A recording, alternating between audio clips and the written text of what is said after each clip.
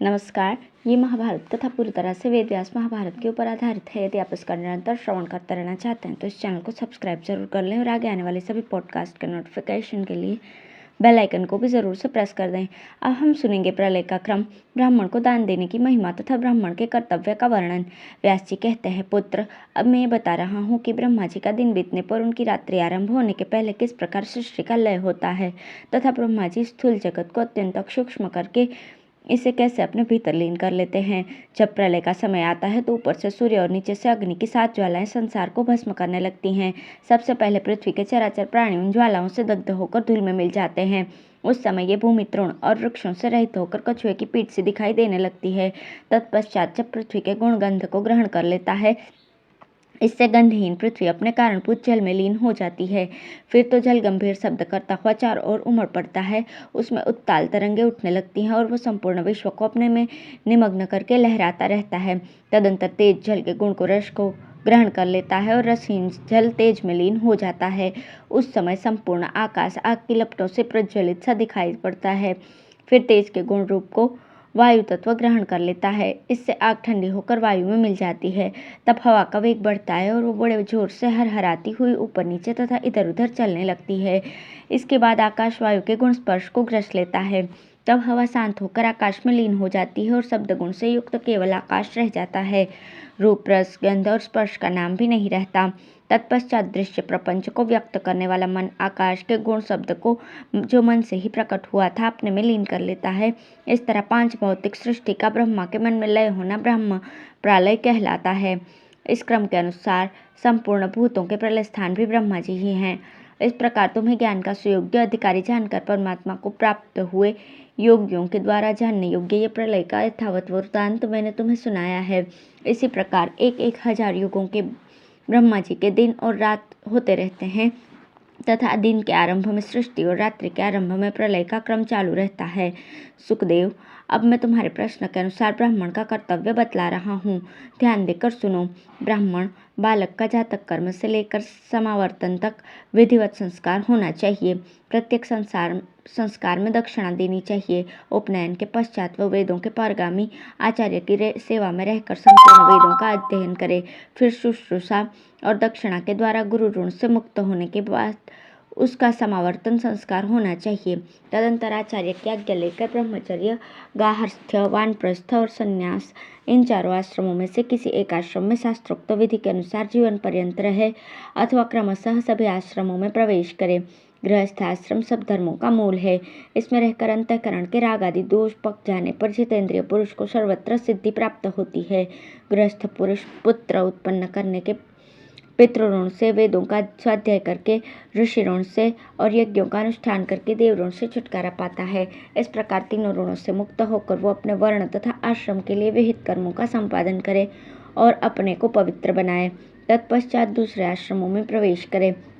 इस पृथ्वी पर जो स्थान पवित्र एवं उत्तम जान पड़े वहीं निवास करके वो अपने को यशस्वी एवं आदर्श पुरुष बनाने का प्रयत्न करे। महान तप, पूर्ण विद्याध्ययन, व्रत, यज्ञ अथवा दान करने से गृहस्थ ब्राह्मण का यश बढ़ता है। उसकी कीर्ति जब तक इस संसार में उसके श्रेयस का विस्तार करती रहती है तब तक वो पुण्यवानों के अक्षय लोकों में निवास करके दिव्य सुख भोगता रहता है। ब्राह्मण को अध्ययन, अध्यापन, यजन, याजन और दान तथा प्रतिग्रह, इन 6 कर्मों का आश्रय लेना चाहिए, किंतु उसे अनुचित प्रतिग्रह और व्यर्थ दान से बचना चाहिए। देवता, ऋषि, पितर, गुरु, वृद्ध, रोगी और भूखे मनुष्यों को भोजन देने के लिए गृहस्थ ब्राह्मण को प्रतिग्रह स्वीकार करना चाहिए। अपनी शक्ति के अनुसार पारमार्थिक उन्नति के लिए प्रयत्न करने वाले ब्राह्मणों को द्रव्य के अतिरिक्त बनी हुई रसोई में अन्न भी देना चाहिए। योग्य ब्राह्मणों के लिए कोई भी वस्तु अदेय नहीं है। महान व्रतधारी राजा सत्यसंग ब्राह्मण के प्राणों की रक्षा के लिए अपने प्राण देकर स्वर्गलोक में गए थे। अत्रि के पुत्र राजा इंद्रदमन ने योग्य ब्राह्मण को नाना प्रकार के धन दान करके अक्षय लोक प्राप्त किए थे। देवावृद्ध ने सोने का छत्र दान करके अपने देश की प्रजा के साथ स्वर्गलोक प्राप्त किया। अत्रि वंश में उत्पन्न महातेजस्वी सांकृति अपने शिष्यों को निर्गुण ब्रह्म का उपदेश देकर उत्तम लोकों को प्राप्त हुए। राजा अम्बरीश ने ब्राह्मणों को 11 अरब गौएं दान देकर देशवासियों सहित स्वर्ग में निवास किया। सावित्री ने 2 दिव्य कुंडल दान किए थे और राजा जन्मेजय ने ब्राह्मण के लिए अपने शरीर का परित्याग किया था। इससे उन दोनों को उत्तम लोकों की प्राप्ति हुई। विदेहराज निमि ने अपने राज्य और जमदग्नि नंदन परशुराम तथा राजा गय ने नगरों सहित संपूर्ण पृथ्वी ब्राह्मणों को दान में दे दी थी। एक बार पानी न बरसने पर वशिष्ठ ने दूसरे प्रजापति की भांति संपूर्ण प्रजा को जीवन दान किया। करमंद के पुत्र राजा मरुत ने महर्षि अंगिरा को अपनी कन्या और पांचाल देश के राजा ब्रह्मदत्त ने उत्तम ब्राह्मणों को महानिधि शंख देकर उत्तम लोक प्राप्त किया था। राजर्षि शस्त्रजीत ने ब्राह्मण के लिए अपने प्राण दे दिए। राजा शतद्युम्न ने महर्षि मुद्गल को सब प्रकार के सुख भोगों से भरा हुआ सुवर्णमय घर दान किया और साल्वनरेश द्युतिमान ने ऋचिक मुनि को अपना राज्य अर्पण कर दिया। इन सब राजाओं को उत्तम लोकों की प्राप्ति हुई थी। राजर्षि लोमपाद ने ऋष्यशृंग मुनि को शांता नाम की अपनी कन्या ब्याह दी और राजा मदिराश्व ने हिरण्यहस्त ऋषि को अपनी पुत्री अर्पण कर दी थी। इससे इन दोनों को सब प्रकार की कामनाएं तथा उत्तम लोक प्राप्त हुए। राजा प्रसेनजीत बछड़ों सहित 1 लाख गौएं दान करके उत्तम लोकों में गए। ये तथा और भी बहुत से जितेंद्रिय महापुरुष दान और तप के द्वारा स्वर्ग को प्राप्त हो चुके हैं। जब तक ये पृथ्वी रहेगी तब तक उनकी कीर्ति इस संसार में बनी रहेगी। ब्राह्मण को ऋक् साम यजु इन 3 वेदों तथा वेदांगों का अध्ययन करना चाहिए। जो ब्राह्मण वेदाध्ययन में प्रवीण, आध्यात्म ज्ञान में कुशल और सत्वगुण का अवलंबन करने वाले हैं, वही महाभाग उत्पत्ति और प्रलय के तत्वों को प्रत्यक्ष की भांति देखते हैं।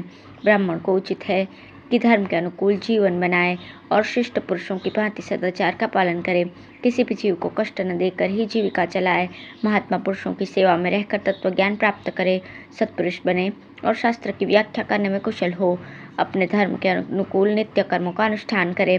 कर्तव्य परायण सत्वगुणी महात्माओं का संग करे और गृहस्थाश्रम में रहते हुए अध्ययनादि पनादि 6 कर्मों में लगा रहे। ऐसा आचरण करने वाला ही उत्तम ब्राह्मण माना जाता है। गृहस्थ ब्राह्मण को सदा श्रद्धापूर्वक 5 महायज्ञों द्वारा परमात्मा का पूजन करना चाहिए। वो सदा धैर्य धारण करे, प्रमाद से बचे, मन और इंद्रियों को काबू में रखे, धर्मात्मा बने, आत्मतत्व का ज्ञान प्राप्त करे और हर्ष मत तथा क्रोध से रहित हो जाए। ऐसे ब्राह्मण को कभी दुख नहीं भोगना पड़ता।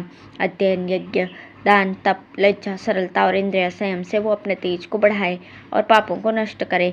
इस प्रकार पाप रहित होकर अपने मेधा शक्ति को जागृत करे तथा मिताहारी और जितेंद्रिय होकर काम और क्रोध को अधीन करके ब्रह्म पद को प्राप्त करने की इच्छा करे। अग्नि, ब्राह्मण और देवताओं को प्रणाम करे, कड़वी बात न बोले और हिंसा न करे। ये ब्राह्मण का परंपरागत कर्तव्य है।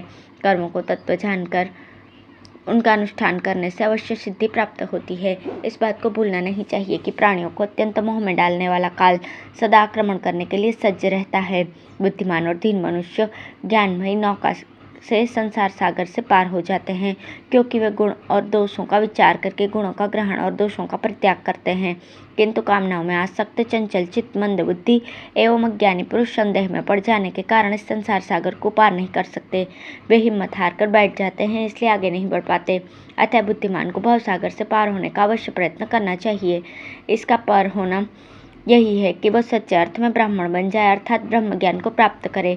उत्तम कुल में उत्पन्न हुआ ब्राह्मण अध्यापन, याचन और प्रतिज्ञा इन 3 कर्मों को संदेह की दृष्टि से देखकर उनमें प्रवृत्त न हो और अध्ययन, यजन तथा दान इन 3 कर्मों का अवश्य पालन करे।